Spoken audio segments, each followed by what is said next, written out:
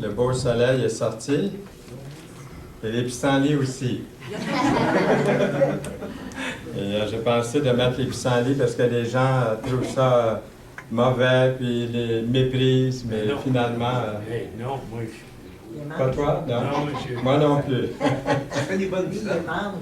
Oui, pardon? Ça fait des bonnes tisanes. Oui, c'est vrai. Ça fait des bonnes tisanes et puis ça fait des bonnes salades aussi. Alors, souvent, pas la fleur, hein, les feuilles.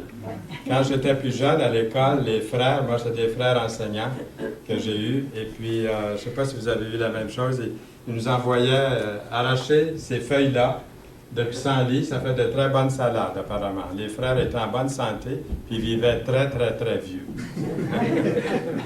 Donc ce matin, nous ouvrons la parole de Dieu, ça me fait plaisir, merci du privilège que vous m'accordez de donner ici des messages. Nous sommes dans Jacques.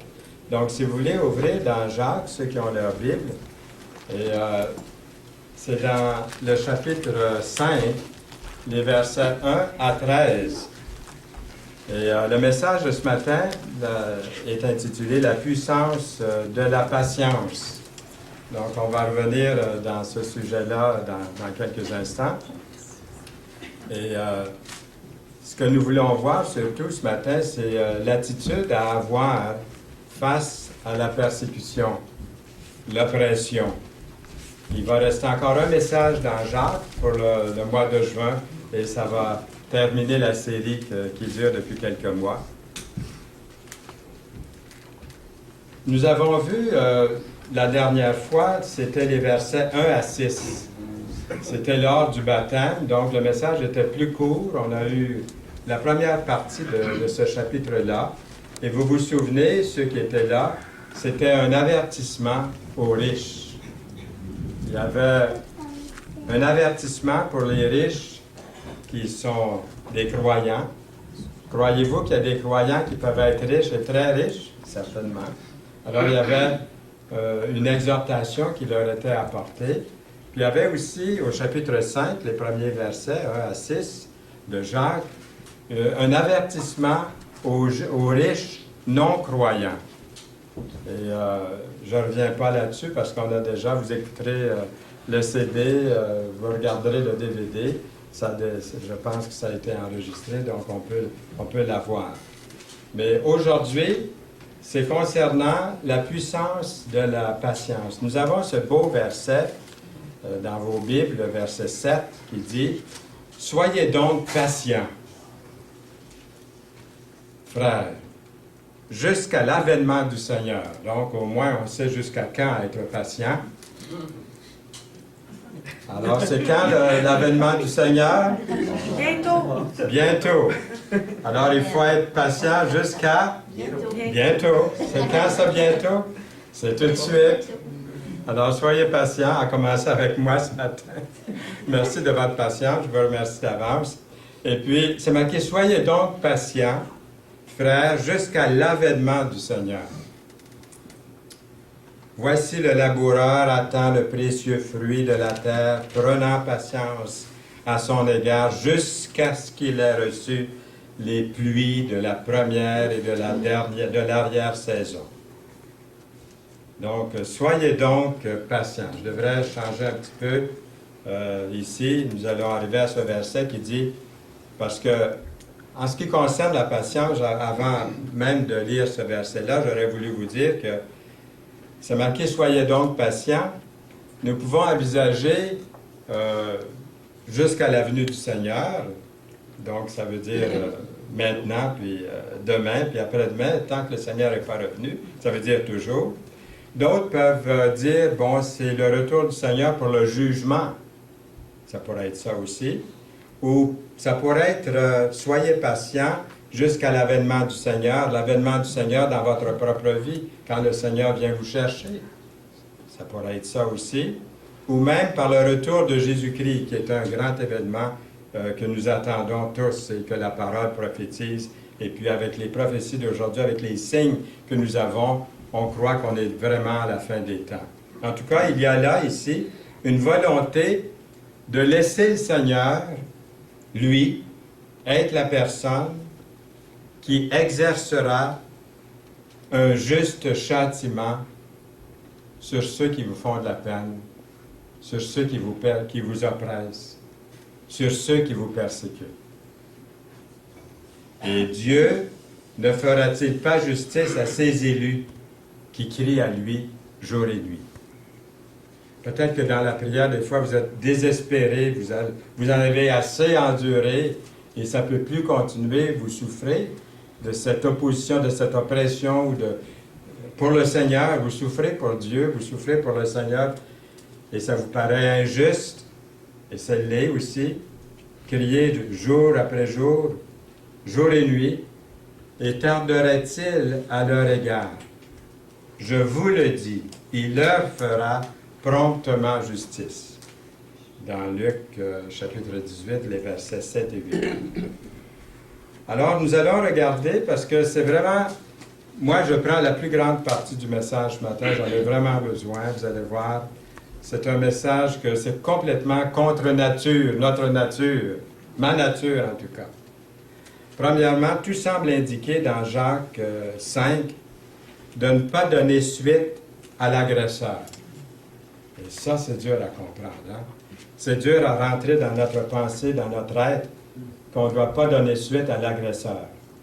Œil pour œil, dent pour dent. Tu m'as donné un coup de poing sur l'œil, bien, m'en voilà un. Tu m'as cassé une dent, je t'en casse une. Hein, je suis pour mes droits. Je me tiens debout pour mes droits. Ça, c'est la philosophie d'aujourd'hui. Alors, vous allez voir que ce matin, le message n'est pas très, très populaire, puis le gars non plus qui le donne. Parce qu'il faut prêcher tout le conseil de Dieu. Je vous prêche la parole, je me la prêche à moi en même temps. Seigneur, aide-moi à assimiler ta parole ce matin. Amen. Amen.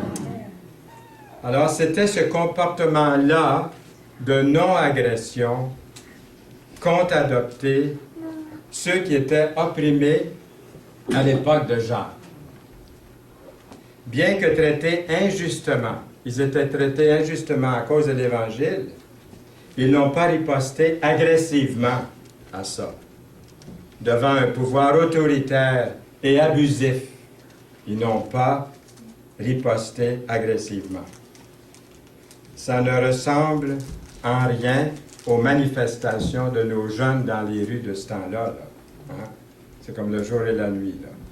Complètement l'inverse de ce qu'on voit de nos jours partout dans le monde, pas seulement ici à Montréal ou ailleurs. Ne pas contre-attaquer est compatible avec l'enseignement de Jésus-Christ et ses apôtres. À cause de l'Évangile.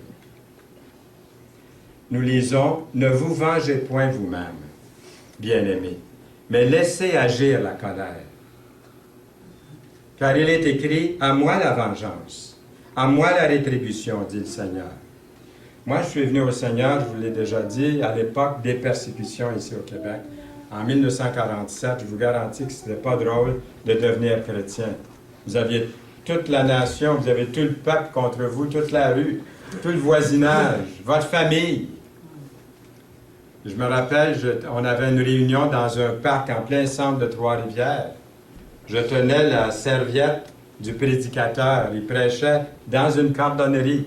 Il y avait 500 personnes de réunies dans et autour de la cordonnerie. Et la police est rentrée avec la main sur leur revolver. Ils sont venus arrêter le prédicateur qui prêchait l'Évangile. Ils l'ont arrêté, puis ils l'ont emmené au poste. C'était le temps des persécutions. On est venu chez le prédicateur, chez lui, on est entré, on l'a pris, on l'a kidnappé. On l'a mis sur un train avec son argent, un billet, aller seulement, pas retour. Sa famille était ici. Ils l'ont envoyé à Toronto, en train. Ensuite, dans une réunion, comme ici ce matin, les portes étaient ouvertes tantôt. Quelle liberté! Merci, mon Dieu. Moi, j'ai vu qu'un jour, on est entré dans une salle, on a brisé toutes les chaises, on a détruit toutes les Bibles, on a excusez le mot anglais, on a scrappé une automobile d'un des chrétiens à point nu. Le sang coulait au bout du coude, et la police est là, les bras croisés, ne fait rien. Mais ça a fait une publicité à travers l'Amérique du Nord à l'époque.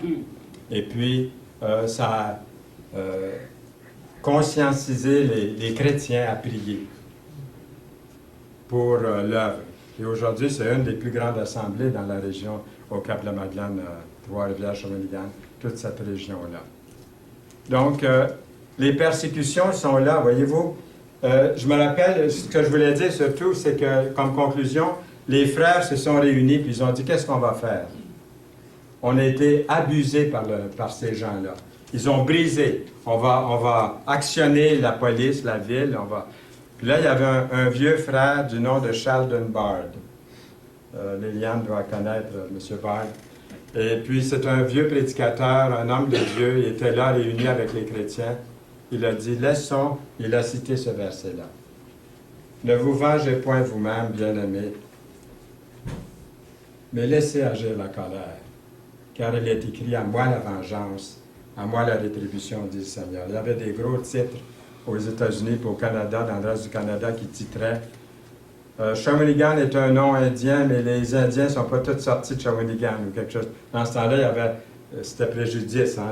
On n'utilisait pas le mot amérindien non plus, vous savez quel mot on pouvait utiliser. Donc, et puis ça fait, la ville s'est excusée, ils ont payé certains frais par la suite à cause de ça.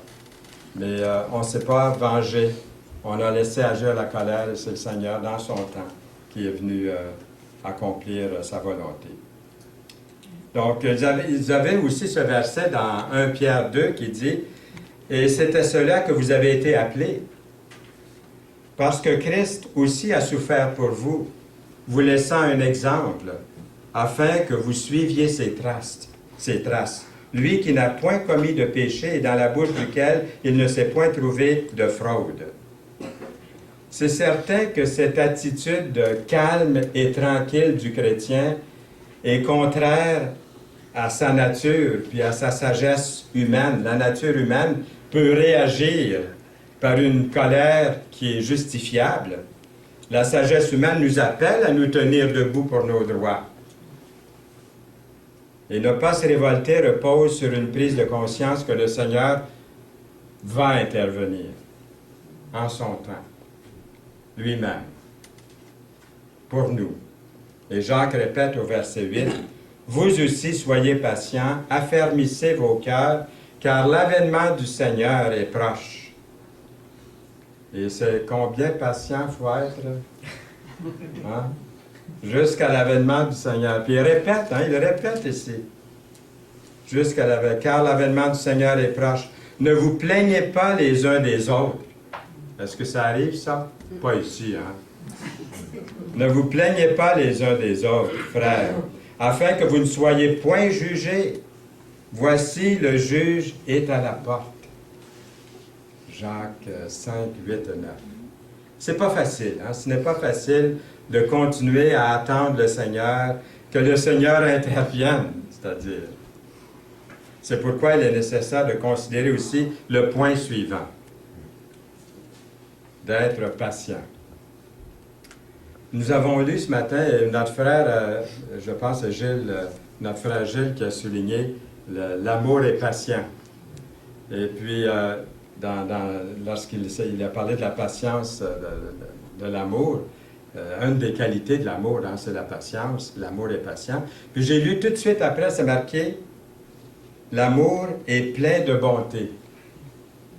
Donc c'est bien beau hein, d'avoir de la patience dans l'amour, mais c'est accompagné avec quoi l'amour? De bonté. D'être bon aussi. D'être gagné par la bonté.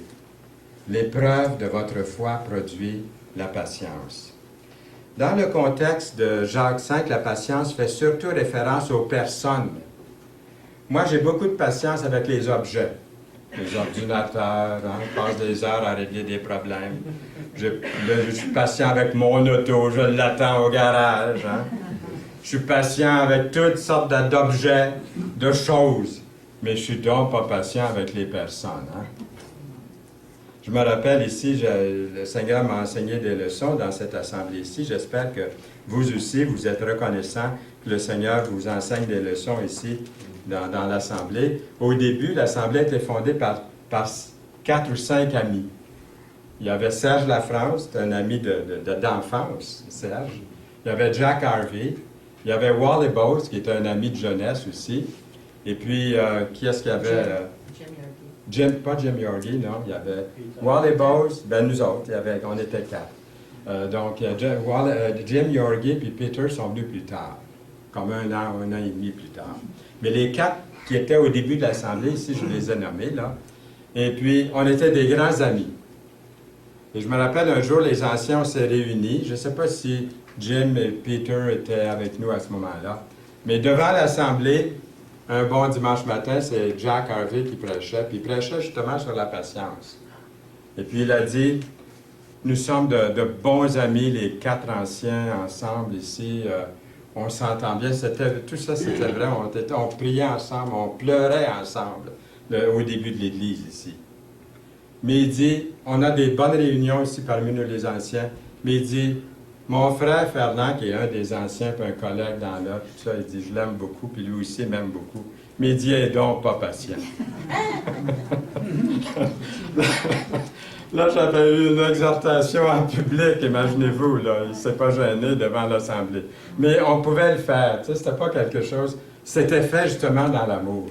Je dirais que sa patience à Jack, ça doit être encore la même chose, sa patience était remplie de bonté. Voyez-vous? Ça fait trouvez pas que ça fait une différence? Ça vale mieux la pilule, hein? Et puis, c'est ça. Donc, l'épreuve de votre foi produit la patience. Il y a 3 exemples, vous avez vu, qui nous sont donnés, et ça, je trouve que c'est tellement bon comme exemple. Nous avons ici l'agriculteur. Voici le laboureur attend le précieux fruit de la terre, prenant patience à son égard, jusqu'à ce qu'il ait reçu les pluies de la première et de l'arrière-saison. Puis ensuite, il nous donne un autre exemple, les prophètes.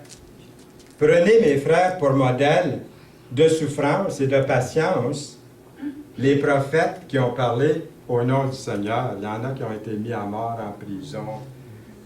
Ils ont souffert beaucoup pour Dieu. Puis il nous donne aussi un autre exemple, la patience de Job. Vous avez entendu parler de la patience de Job? Oui. Et vous avez vu la fin que le Seigneur lui accorda? Oui. Car le Seigneur est plein de miséricorde et de compassion. Mais des fois, ça prend du temps. Hein? C'est pour ça qu'il nous parle de patience. C'est jusqu'à l'avènement du Seigneur. C'est jusqu'à l'avènement du Seigneur. Et chacun de ces 3 exemples nous enseigne à placer notre confiance, justement, dans le Seigneur. Il finira par nous récompenser. Pas nous venger, moi j'aime mieux le mot récompenser. Et pour avoir placé notre confiance en lui, en attendant, demeurons fermes dans son service. Le 3e principe que nous retrouvons dans ce passage, c'est celui d'affermir son cœur. Affermissez vos cœurs, nous lisons au verset 8. Ici, ça veut dire de renforcer notre cœur de façon à ne pas s'énerver outre mesure devant le mal qu'on nous subit. C'est facile pour moi hein, de m'énerver des fois dans des choses comme ça. Et la clé pour l'affermissement de mon cœur, de notre cœur, c'est la parole de Dieu. Et vous êtes d'accord avec ça dans 2 Pierre 1,12. Voilà pourquoi je prendrai soin de vous rappeler ces choses, bien que vous le sachiez et que vous soyez affermis dans la vérité présente, au verset 12 de 2 Pierre. Cet autre verset dans Romains, « Or, tout ce qui a été écrit d'avance l'a été pour notre instruction, afin que par la patience, souligné ici, par la patience et par la consolation que donnent les Écritures, nous possédions l'espérance. » Nous avons vraiment 3 grandes choses, la patience, la consolation, l'espérance, ensemble dans un même verset ici. Avec un cœur enraciné et fondé dans la parole, j'ai trouvé dans ma propre vie, je trouve à tous les jours que on est plus susceptible d'agir comme il se doit quand on est malmené injustement, quand on se nourrit abondamment de la parole de Dieu. Il y a une puissance qui vient nous aider. Et c'est là qu'on est surpris, étonné quelquefois, je suis étonné en me disant, Oh, que ça vient pas ça vient pas du Saint-Louis, ça, là. Ça vient pas de Fernand non plus, hein. Donc, c'est ça. Ça vient du Seigneur. C'est comme une surprise. Et puis là, ben, ne cherchez pas docteur, c'est parce qu'on s'est nourri de la parole. On est rempli de la parole de Dieu. C'est pas nous, là. C'est vraiment Dieu qui agit en vous. Il y a certaines choses que nous sommes susceptibles de faire en cas de stress dû aux contraintes injustes. Et Jacques poursuit en citant aussi ce qu'il nous faut éviter. Il nous a dit ce qu'il faut faire, mais aussi ce qu'il faut éviter. Est-ce que ça nous intéresse? Je pense que oui. Il dit, comme ne pas manifester son irritation envers les autres. En particulier, les uns contre les autres, au verset 9. Ne vous plaignez pas les uns des autres, frères. Quand on est opprimé par les autres, on est susceptible d'évacuer nos frustrations sur ceux et celles qui sont souvent les plus proches de nous. Ma femme, mon mari, mes enfants, mon voisin, mes frères et sœurs de l'Église. Ça peut arriver, ça? Qui sont proches, qui sont chers à notre cœur. Par exemple, un homme ou une femme, après une mauvaise journée de travail, peut souvent prendre parti, c'est-à-dire peut prendre à partie son épouse ou sa famille. Il rentre irrité, il a eu une dure journée, ça n'a pas bien été, puis il arrive à la maison, puis c'est eux qui sont bourrassés. La même chose peut arriver lorsqu'un frère ou une sœur est offensé, et puis où il ou elle est susceptible d'orienter sa frustration sur les autres membres de l'Église. Ce qu'on pourrait appeler le péché de grogne. Je l'appelle le péché de grogne. On boude, on grogne, on est toujours en train de critiquer, de bouder. Hein? Le péché de grogne, qui est un problème grave. Nous avons raison de ne pas nous plaindre les uns des autres. Ne vous plaignez pas les uns des autres, frères. Jacques 5, 9, la première partie du verset. Afin que vous ne soyez pas jugés, dit le verset, la suite du verset. Alors, ne laissons pas l'oppression des autres nous amener à être repris par le Seigneur à cause du mauvais traitement qu'on pourrait nous avoir fait subir, même injustement, qui vient des fois de la part de nos frères et de nos sœurs.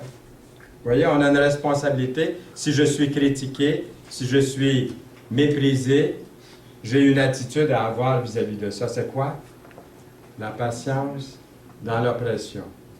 Et l'amour est patient et plein de bonté. Plein de bonté. Peut-être que dans d'autres versions, c'est marqué compassion. Je pense que je viens d'entendre le mot compassion aussi, qui est plein de bonté. Un autre avertissement nous est donné, celui de ne pas faire serment. Et là, c'est comme si j'entrais dans un autre message. Parce que ça, c'est un message à part. Donc, je sais qu'il y a beaucoup de discussions même sur ce texte-là. Regardez dans le verset 12.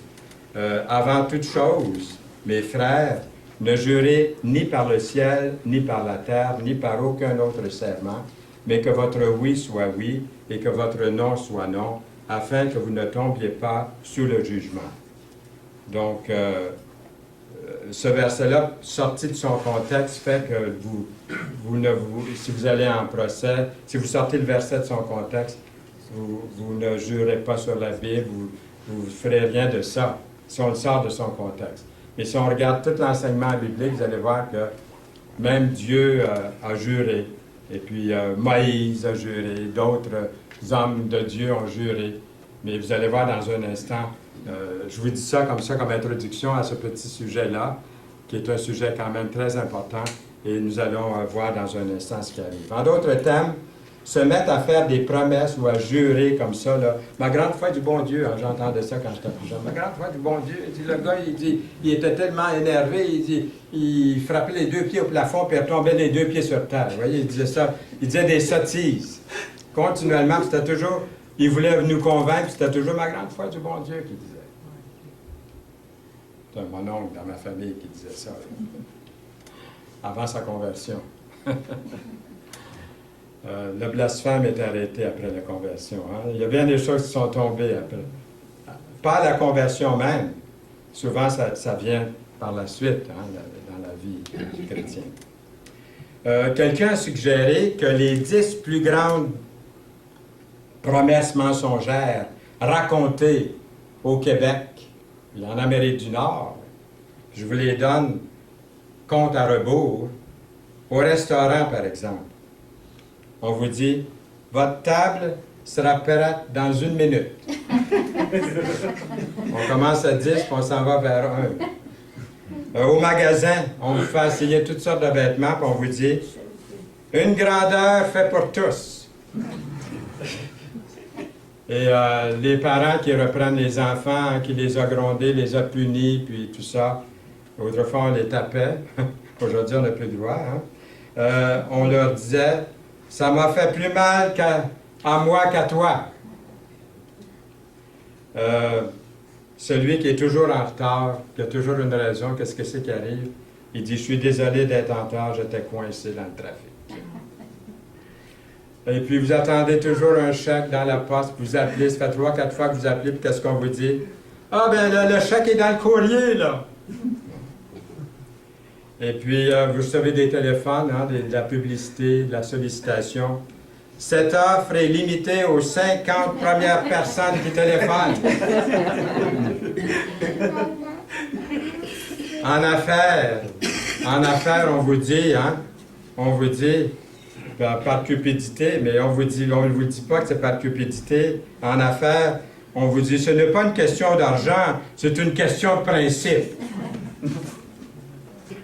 Et puis, quelqu'un qui vous dit, un prédicateur qui vous dit, mon message ne durera que 30 minutes. Hein? Et puis là, à la fin, il vous dit, j'aimerais prendre seulement 5 minutes de votre temps. Et puis, il prêche encore une demi-heure. Hein? Moi, je vais essayer de respecter le temps qui m'est alloué. Alors, celui qui dit, il y en a beaucoup qui disent ça, je vais commencer mon régime demain. Et puis, finalement, le numéro 1, on vient de passer cette période-là de l'impôt. Là. Bonjour, je suis administrateur fiscal et je suis là pour vous aider. Alors, notre culture ne place pas beaucoup de valeur sur l'intégrité, sur les promesses. Ils jurent de gauche à droite, sans réfléchir. Mais la Bible nous aide à démêler ce qui est caractérisé par une vie d'intégrité, le verset 12, la deuxième partie, que votre oui soit oui et que votre non soit non. Et dans Ecclésiaste 5, nous lisons, « Lorsque tu fais un vœu à Dieu », donc on peut faire des vœux, hein, lorsque tu fais un vœu à Dieu, on peut faire un vœu. Mais le verset continue en disant, « Ne tarde pas à l'accomplir, car il n'aime pas les insensés. Accomplis le vœu que tu as fait. Mieux vaut pour toi ne point faire de vœu que d'en faire un et de ne pas l'accomplir. » Alors c'est ça l'exhortation ici surtout. Cette interdiction de faire des vœux s'applique en particulier aux serments malhonnêtes.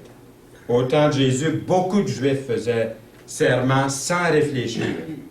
Les Juifs du temps du Seigneur ont fait une distinction, écoutez bien, ils faisaient une distinction entre les serments faits au nom de Dieu, liés à la personne, tandis que les autres serments faits au nom de n'importe quoi, que le nom de Dieu, ne les liaient pas.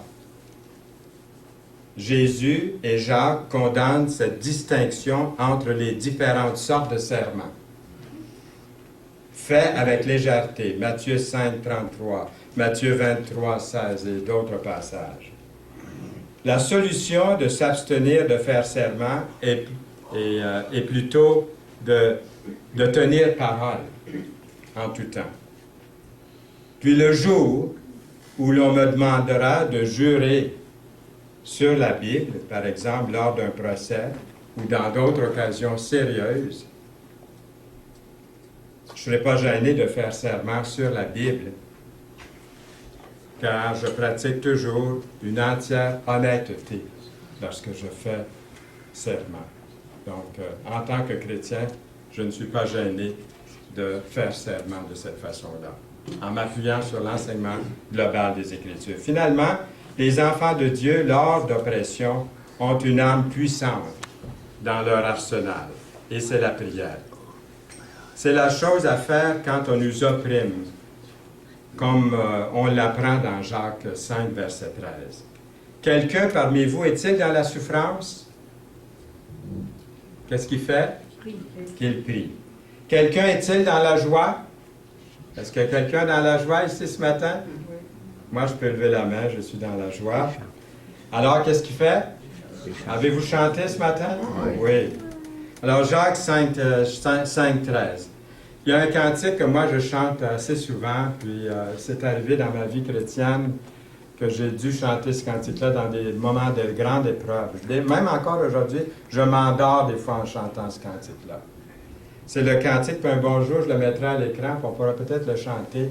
C'est le cantique qui dit « Quand je craindrai sur la route, Seigneur, tiens ma main. » Quand je craindrai sur la route, Seigneur, tiens ma main. Quand m'assaillira le doute, Seigneur, tiens ma main. Seigneur, tiens ma main. Alors, je chantais ça des fois dans des moments de ma vie où ça allait très difficilement. Ça peut être dans n'importe quelle circonstance. Et quelquefois, je m'endors parce que j'ai de la misère à dormir, puis je commence à chanter ça. Ben, dans mon cœur, hein? Je ne veux pas réveiller personne. Ou les mettre de mauvaise humeur. Alors, je chante bien calmement dans mon cœur, puis je me réveille le lendemain matin, je ne sais pas à quel moment je me suis endormi. Ah, j'ai pas fini mon... J'ai chanté 2-3 couplets peut-être de ce cantique-là. Tous les couplets sont merveilleux dans ce cantique-là. Vous avez votre cantique favori, c'est certain. L'intervention du Seigneur en notre faveur ne vient peut-être pas assez vite à mon goût. Mais quand le moment sera venu, l'opprimé sera vengé. J'aime mieux dire, le Seigneur me récompensera, mais l'opprimé sera vengé. Indépendamment de la prospérité des méchants ou de l'affliction des justes, la bienheureuse espérance du retour du Seigneur Jésus-Christ est un réconfort pour vous et moi, chrétiens, croyants, qui demeurons fidèles, stables et patients. L'amour est patient, il est plein de bonté, nous lisons, dans une attitude de prière. Alors, très, très rapidement, lorsque nous sommes opprimés, ne pas donner suite à l'agresseur, être patient, affermir son cœur, ne pas manifester son irritation, ne pas faire serment et prier. Et selon l'Épître de Jacques, c'est ainsi, de cette façon-là, qu'on doit réagir face à l'oppression. C'est suivre l'exemple du Seigneur Jésus-Christ et des premiers disciples qui se sont engagés eux-mêmes à Dieu, Dieu qui juge avec justice. Les disciples qui souffrent selon la volonté de Dieu, remettent leur âme au fidèle Créateur en faisant ce qui est bien. 1 Pierre 4, 19. Avec un tel Dieu à vos côtés, ça devrait être beaucoup plus facile à supporter ceux et celles qui vous oppriment. Seul, j'allais dire, est-ce que ce Dieu de justice est de votre côté? Ou plutôt, je devrais dire, vous, êtes-vous de son côté? Seul celui ou celle qui reçoit et qui croit au Fils de Dieu mort pour ses péchés reçoit ce don capital de la vie éternelle, du vrai bonheur, le vrai bonheur authentique que Dieu nous donne. Personne ne peut l'acheter, ce don de Dieu. Il est gratuit, parfait, parce qu'il est divin. Amen. Amen. Amen. Seigneur, merci pour ta parole. Merci pour cette épître. Et nous voulons, Seigneur, à nouveau, comme nous te prions souvent, de nous précéder au cours de cette journée et au cours de cette semaine que nous remettons entre tes mains, nous regardons vers toi. Seigneur, mets en moi l'amour patient, rempli de bonté, au nom de Jésus-Christ. Amen. Amen.